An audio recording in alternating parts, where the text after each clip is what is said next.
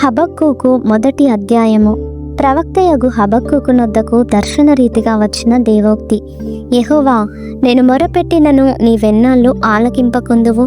బలాత్కారము జరుగుచున్నదని నేను నీకు మొరపెట్టినను నీవు రక్షింపకయున్నావు. నన్నెందుకు దోషము చూడనిచ్చుచున్నావు? బాధ నీవేళ ఊరకయ్య చూచుచున్నావు. ఎక్కడ చూచినను నాశనమును బలాత్కారమును అగుపడుచున్నవి, జగడమును కలహమును రేగుచున్నవి. అందువలన ధర్మశాస్త్రము నిరర్ధకమాయెను, న్యాయము ఎన్నడూను జరగకుండా మానిపోయెను. భక్తిహీనులు వచ్చి నీతిపరులను చుట్టుకొందురు. న్యాయము చెడిపోవుచున్నది. అన్యజనులలో జరుగునది చూడుడి, ఆలోచించుడి, కేవలము విస్మయము నొందుడి. మీ దినములలో నేనొక కార్యము జరిగింతును, అలాగు జరుగునని ఒకడు మీకు తెలిపినను మీరతని నమ్మకయుందురు. ఆలకించుడి. తమవి కాని ఉనికి పట్టులను ఆక్రమించవలెనని బూదిగంతముల వరకు సంచరించి ఉద్రేకము గల క్రూరులకు కల్దీయులను నేను రేపుచున్నాను. వారు ఘోరమైన భీకర జనముగా ఉన్నారు. వారు ప్రభుత్వమును విధులను తమ ఇచ్చ వచ్చినట్లు ఏర్పరచుకొందురు. వారి గుర్రములు చిరుత పులుల కంటే వేగముగా పరుగెత్తును. రాత్రి అందు తిరుగులాడు తోడేళ్ల కంటెను అవి చురుకైనవి. వారి రౌతులు దూరము నుండి వచ్చి తటాలున జొరబడుదురు. ఎరను పట్టుకొనుటకై పక్షిరాజు వడిగా వచ్చినట్లు వారు పరుగులెత్తి వత్తురు. వెనుక చూడకుండా బలాత్కారము చేయుటకై వారు వత్తురు. ఇసుక రేణువులంత విస్తారముగా వారు జనులను చెరపట్టుకొందురు. రాజులను అపహాస్యము చేతురు, అధిపతులను హేళన చేతురు. ప్రాకారము గల దుర్గములన్నిటినీ తృణీకరింతురు. మంటి దిబ్బ వేసి వాటిని పట్టుకొందురు. తమ బలమునే తమకు దేవతగా భావింతురు. గాలి కొట్టుకొని పోవునట్లు వారు కొట్టుకొని పోవచ్చు, అపరాధులగుదురు. యెహోవా నా దేవా, నా పరిశుద్ధ దేవా, ఆది నుండి నీ ఉన్నవాడవు కావా? మేము మరణము నొందము. యెహోవా, తీర్పు తీర్చుటకు నీవు వారిని నియమించి ఉన్నావు. ఆశ్రయదుర్గమా, మమ్మను దండించుటకు వారిని పుట్టించితివి. నీ కనుదృష్టి దుష్టత్వము చూడలేనంత నిష్కలంకమైనది గదా. బాధించువారు చేయు బాధను నీవు దృష్టింపజాలవు గదా. కపటులను నీవు చూచియు దుర్మార్గులు తమ కంటే ఎక్కువ నీతిపరులను నాశనము చేయగా నీవు చూచియు ఎందుకు ఊరకున్నావు? ఏలికలేని చేపలతోనూ రాకు పురుగులతోనూ నీవు నరులను సమానులనుగా చేసితివి. వాడు గాలము వేసి మానవులనందరినీ గుచ్చి లాగియున్నాడు. ఉరులు ఒగ్గి చిక్కించుకొని చున్నాడు. వాడు తన వలతో వారిని కూర్చుకొని సంతోషపడి గంతులు వేయుచున్నాడు. కావున వల వలన మంచి భాగమును పుష్టినిచ్చు భోజనమును తనకు కలుగుచున్నవని వాడు తన వలకు బలులను అర్పించుచున్నాడు. తన ఉరులకు ధూపము వేయుచున్నాడు.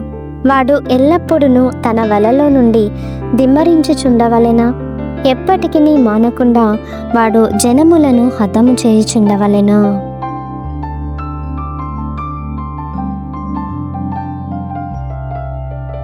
హబక్కూకు 2వ అధ్యాయము. ఆయన నాకు ఏమి సెలవిచ్చినో నా వాదము విషయమై నేనేమి చెప్పుదునో చూచుటకై నేను నా కావలి స్థలము మీదను గోపురము మీదను కనిపెట్టుకొని ఉందుననుకొనగా యెహోవా నాకిలాగు సెలవిచ్చెను. చదువువాడు పరుగెత్తుచు చదువ వీలగునట్లు నీవు ఆ దర్శన విషయమును పలక మీద స్పష్టముగా వ్రాయము. ఆ దర్శన విషయము నిర్ణయ కాలమున జరుగును. సమాప్తమగుటకై ఆతురపడుచున్నది. అది తప్పక నెరవేరును. అది ఆలస్యముగా వచ్చినను దాని కొరకు కనిపెట్టుము. అది తప్పక జరుగును. జాగు చేయక వచ్చును.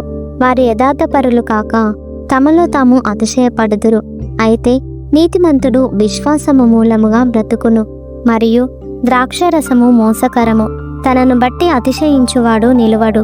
అటివాడు పాతాళమంత విశాలముగా ఆశపెట్టును.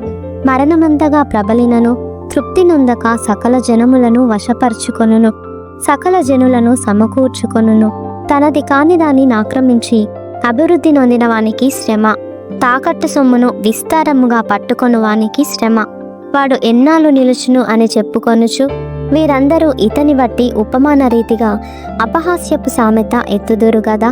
వడ్డీకిచ్చువారు హఠాత్తుగా నీ మీద పడుదురు. నిన్ను హింస పెట్టబోవువారు జాగ్రత్తగా వత్తురు. నీవు వారికి దోపుడు సొమ్ముగా ఉందువు. బహుజనముల ఆస్తిని నీవు కొల్లపెట్టియున్నావు గనుక శేషించిన జనులు దేశములకును పట్టణములకును వాటిలోని నివాసులకును నీవు చేసిన నరహత్యను బట్టియు బలాత్కారమును బట్టియు నిన్ను కొల్లపెట్టుదురు. తనకు అపాయము రాకుండానట్లు తన నివాసమును బలపరుచుకొని తన ఇంటి వారి కొరకై అన్యాయముగా లాభము సంపాదించుకొని వానికి శ్రమ.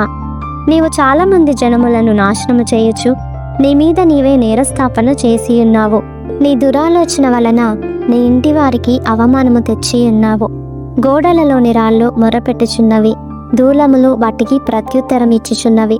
నరహత్య చేయుట చేత పట్టణమును కట్టించు వారికి శ్రమ, దుష్టత్వము జరిగించుట చేత కోటను స్థాపించు వారికి శ్రమ. జనములు ప్రయాసపడుదురు కానీ అగ్నిపాలవుదురు, వ్యర్థమైన దాని కొరకు కష్టపడి జనులు క్షీణించుదురు. ఇది సైన్యములకు అధిపతియగు యెహోవా చేతనే యగును గదా.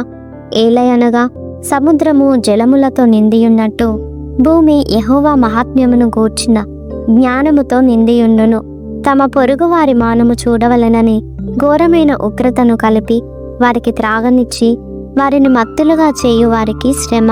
ఘనతకు మారుగా అవమానముతో నిండియున్నావు.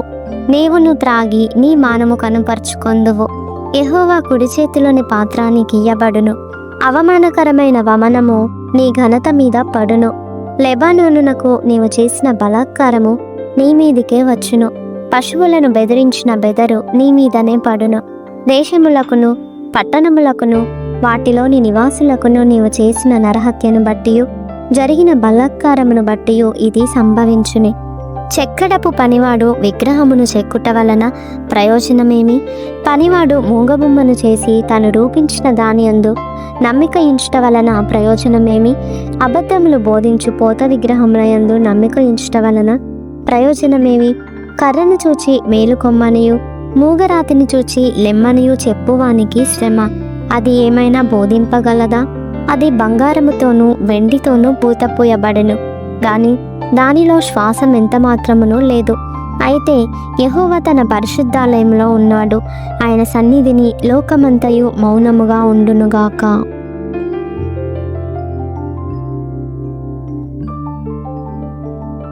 హబక్కూకు 3వ అధ్యాయము. ప్రవక్తయగు హబక్కూకు చేసిన ప్రార్థన. వాద్యములతో పాడదగినది. యెహోవా, నిన్ను గూర్చిన వార్త విని నేను భయపడుచున్నాను. యెహోవా, సంవత్సరములు జరుగుచుండగా నీ కార్యము నూతనపరచుము. సంవత్సరములు జరుగుచుండగా దానిని తెలియజేయుము. కోపించుచునే వాత్సల్యమును జ్ఞాపకమునకు తెచ్చుకొనుము. దేవుడు తేమానులో నుండి బయలుదేరుచున్నాడు. పరిశుద్ధ దేవుడు పారానులో నుండి వేంచేయుచున్నాడు. ఆయన మహిమ ఆకాశమండలమంతటను కనబడుచున్నది.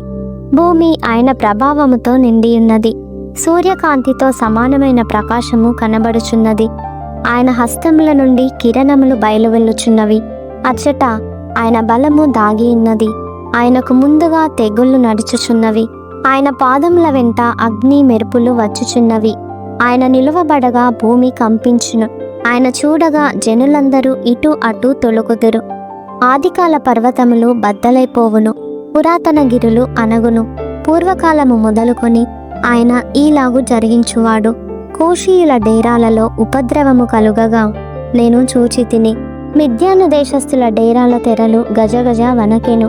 యెహోవా, నదుల మీద నీకు కోపము కలిగినందున, నదుల మీద నీకు ఉగ్రత కలిగినందున, సముద్రము మీద నీకు ఉగ్రత కలిగినందున నీ గుర్రములను కట్టుకొని రక్షణార్థమైన రథముల మీద ఎక్కివచ్చుచున్నావు.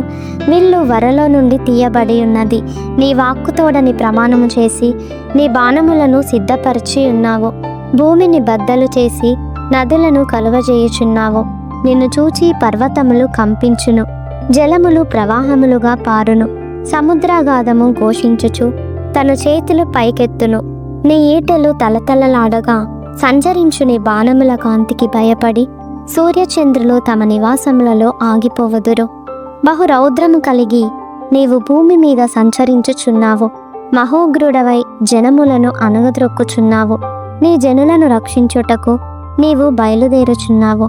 నీవు నియమించిన అభిషిక్తుని రక్షించుటకు బయలుదేరుచున్నావు.